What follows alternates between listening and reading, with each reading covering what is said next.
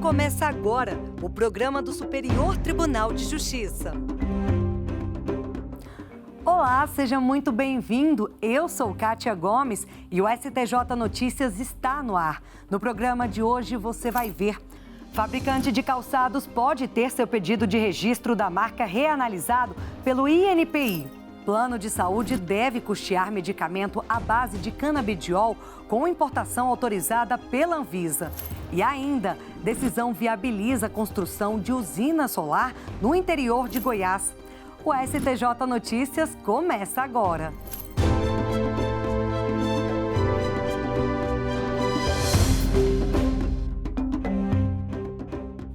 O Superior Tribunal de Justiça suspendeu na última semana uma liminar que impedia o governo do estado do Maranhão de retomar um imóvel subutilizado em programa de fomento econômico. Para o presidente do STJ, ministro Humberto Martins, a liminar prejudica o desenvolvimento econômico e social da região. Quem tem as informações é a repórter Marina Campos. O presidente do STJ, ministro Humberto Martins, suspendeu a decisão do Tribunal de Justiça do Maranhão, que manteve a posse de um empresário sobre imóvel recebido no âmbito de programa de fomento econômico, apesar da inexistência de investimentos ou empregos no local. O empresário ajuizou ação rescisória para desconstituir acórdão do TJ do Maranhão, que havia determinado a reintegração de posse em favor do Estado e a desocupação do imóvel. A liminar concedida pela Corte Estadual em decisão monocrática suspendeu a desocupação, mantendo o empresário na posse do bem.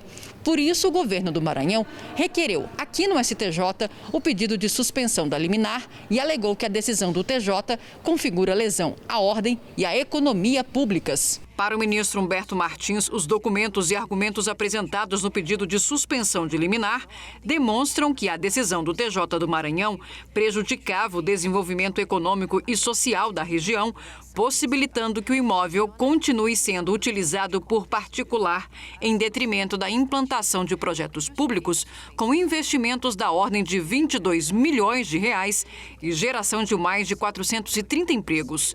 Com a decisão do STJ, o imóvel deverá ser desocupado para que o governo estadual possa lhe dar outra destinação. O presidente do tribunal também suspendeu uma outra liminar e, com isso, viabilizou a construção de uma usina de energia solar no interior de Goiás. O presidente do STJ, ministro Humberto Martins, suspendeu decisão do Tribunal de Justiça de Goiás que impedia a construção de uma usina de energia solar no município de São João da Aliança. O ministro destacou que é evidente que a decisão do Tribunal de Justiça do Estado prejudica de modo direto o interesse público. Os supostos proprietários de uma fazenda no local de instalação da usina moveram ação rescisória para tentar rescindir a decisão definitiva da Justiça em processo de regularização da área. E a Justiça Estadual concedeu tutela antecipada para suspender a homologação da sentença no processo original, inviabilizando a instalação da usina. Após recurso do governo estadual, a decisão foi mantida, o que levou o poder público a ingressar no STJ com o pedido de suspensão de liminar. O governo de Goiás mencionou que, após os esforços dos últimos meses para viabilizar a usina, a concessão da liminar trouxe risco de grave lesão à ordem e à economia públicas. Foi sustentado também que a usina terá capacidade de produzir energia suficiente para abastecer 750 mil lares ou cidades, que somadas chegam a mais de 2 milhões de pessoas, evitando a emissão de 800 mil toneladas de gás carbônico. Segundo o ministro Humberto Martins, a importância da geração de energia em momento de escassez de recursos hídricos e crise energética aguda é evidente, assim como são os benefícios indiretos do empreendimento. O presidente do STJ destacou os números do impacto da usina trazidos pelo governo estadual e afirmou que, nesse contexto, não é razoável impedir a execução de políticas públicas. Vamos ver agora as decisões colegiadas. Os ministros da terceira turma decidiram que marca famosa sem alto renome não impede registro em segmento distinto com base na proteção contra diluição. O colegiado deu provimento ao recurso de uma fabricante de calçados e determinou que o Instituto Nacional da Propriedade Industrial, o INPE, reanalise o pedido de registro da marca Perdigão, utilizada por ela desde 1990. Para o colegiado, foi indevido o ato do INPE que indeferiu a solicitação com fundamento na possibilidade de aproveitamento parasitário, decisão posteriormente mantida em recurso administrativo devido ao alto renome da marca de produtos alimentícios, já que esse status especial ainda não havia sido concedido no momento do pedido de registro pela empresa calçadista. O recurso teve origem em ação proposta pela fabricante de calçados para anular ato do INPE que indeferiu o registro da marca mista Perdigão, depositada em 1996. Um recurso administrativo foi interposto e o INPE, quase 11 anos depois, manteve o indeferimento sobre a alegação de que a marca de alimentos Perdigão possuía alto renome, fato que impediria o registro de marcas idênticas, ainda que para produtos distintos. A empresa argumentou que desde os anos 90 a marca vem sendo utilizada para designar os calçados produzidos na cidade de Perdigão, em Minas Gerais, e que o status de alto renome foi reconhecido à empresa de alimentos posteriormente. O juízo de primeiro grau e o Tribunal Regional Federal da 2ª Região haviam entendido que, ainda que a marca de produtos alimentícios não tivesse, na época do depósito da marca de calçados, o status especial, sendo ela amplamente conhecida, sua proteção à luz da teoria da diluição deveria impedir o registro de signos idênticos ou semelhantes também em segmentos distintos. Já para o relator do recurso no STJ, ministro Paulo de Tarso Sanseverino, a decisão que negou o registro foi equivocada exatamente porque, à época do pedido de registro, não havia condição de status de alto renome reconhecido pelo INPE. Na avaliação do ministro, não faz sentido na sistemática do ordenamento jurídico brasileiro a afirmação de que a proteção contra a diluição poderia ser gozada não apenas pelas marcas de alto renome, que têm o status conferido exclusivamente pelo INPE, mas também por outras marcas famosas. A terceira turma também entendeu que, mesmo sem registro, dação em pagamento de imóvel antes da citação não configura fraude à execução. O colegiado reafirmou o entendimento de que, para aferir a existência de fraude à execução, importa a data de alienação do bem e não o seu registro. No julgamento, a terceira turma deu provimento ao recurso especial em que um advogado, que recebeu 35% de um imóvel como pagamento por serviços advocatícios, e o proprietário do bem sustentaram não ter havido fraude à execução, que só foi ajuizada depois da alienação, situação que afasta a má-fé. O credor alegou que essa ação em pagamento seria fraude à execução e pediu a declaração de ineficácia do negócio, o que foi acolhido pelo juiz, que determinou ainda a penhora integral do imóvel nos autos. A decisão foi mantida pela segunda instância sob o fundamento de que, embora a entrega de parte do imóvel como pagamento tenha ocorrido antes da execução, a transferência do bem somente foi iniciada depois do conhecimento do processo. Ao recorrer da decisão no STJ, o advogado e o proprietário do imóvel alegaram que o contrato de honorários, firmado antes do ajuizamento da execução, mesmo que não transfira o domínio, é capaz de impedir o reconhecimento de fraude e a penhora do imóvel. O relator do recurso, ministro Moura Ribeiro, observou que a jurisprudência do STJ considera que o compromisso de compra e venda de imóvel anterior à citação, mesmo sem o registro, é suficiente para impedir a caracterização da fraude à execução, impossibilitando a constrição do bem. Para o ministro, embora o caso não envolva compromisso de compra e venda, mas dação em pagamento, é possível aplicar o mesmo entendimento com base no Código Civil.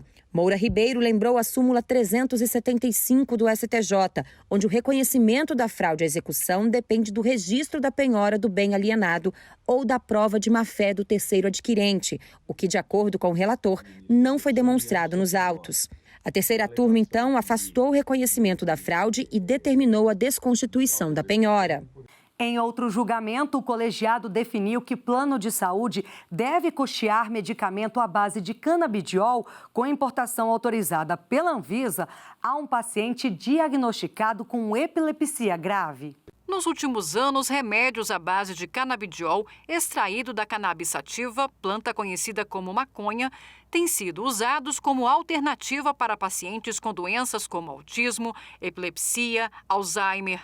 A médica e especialista em terapias com canabinoides explica que, além dos benefícios para a qualidade de vida dos pacientes, o tratamento tem impacto no orçamento das famílias e pode até reduzir custos para os próprios planos de saúde. Financeiramente, para o plano, é muito vantajoso esse investimento, porque a gente sabe que o uso dos canabinoides tem o potencial de diminuir custos de internação, custos de falta de trabalho e outros custos relacionados, porque a cannabis tem o potencial de algo que se chama redução de danos.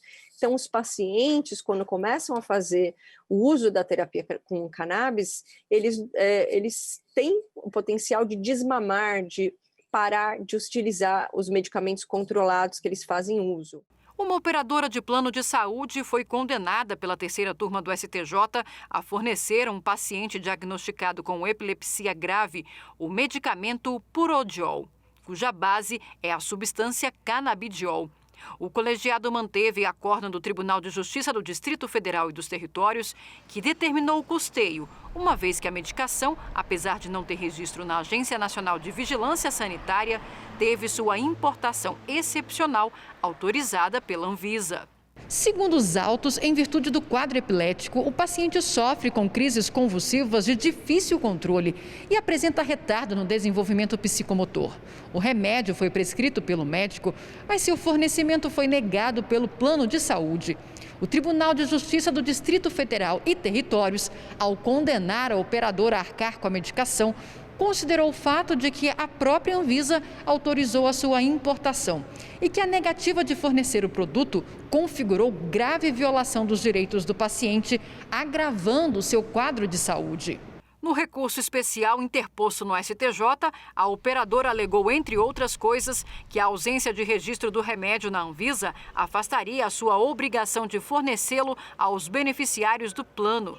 A relatora do recurso, ministra Nancy Andrighi, explicou que, sob a sistemática dos recursos repetitivos, a segunda seção, de fato, estabeleceu no tema 990 que as operadoras de planos de saúde não estão obrigadas a fornecer medicamento não registrado pela Anvisa. Entretanto, neste caso, além de o beneficiário ter obtido a autorização para a importação excepcional do medicamento, existe uma resolução da Anvisa que permite a importação em caráter de excepcionalidade de produtos à base de canabidiol em associação com outros canabinoides, por pessoa física, para uso próprio, mediante prescrição de profissional legalmente habilitado para tratamento de saúde. Desta forma, a terceira turma considerou necessário fazer a distinção entre o caso analisado e o tema 990 dos recursos repetitivos. E a sexta turma relaxou a prisão de um réu acusado de homicídio que estava preso e aguarda julgamento há mais de 4 anos. O homem acusado de homicídio estava preso preventivamente e sem data definida para a sessão de julgamento. Por unanimidade, o colegiado considerou fora do razoável a duração da prisão cautelar. O acusado foi preso e pronunciado porque teria pago a outras pessoas, também denunciadas, para matarem a vítima a tiros. O crime teria sido motivado por vingança. Depois da data de julgamento do suposto mandante ter sido desmarcada várias vezes, a Defensoria Pública do Amazonas requereu o relaxamento da prisão, alegando excesso de prazo.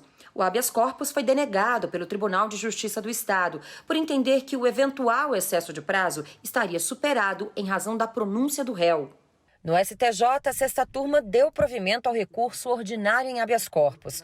O relator, desembargador convocado Lindo Menezes, observou que a prisão preventiva foi devidamente fundamentada na gravidade da conduta praticada, mas lembrou que a inobservância dos prazos processuais na hipótese de réu preso pode configurar coação ilegal nos termos do Código de Processo Penal. No caso analisado, Lindo Menezes destacou que o réu estava preso preventivamente desde maio de 2017 e que as sessões presenciais do júri foram sucessivamente desmarcadas, em razão da pandemia da Covid-19 e da complexidade do processo, que envolve pluralidade de acusados. Apesar das justificativas, o relator concluiu que houve excesso de prazo na prisão. Com a decisão, o réu aguarda o julgamento em liberdade, mas terá de comparecer ao juízo a cada 2 meses para justificar as atividades. O STJ Notícias fica por aqui. E a sessão da Corte Especial, marcada para 3 de novembro, foi transferida para o dia 11. Acompanhe pelo nosso canal no YouTube.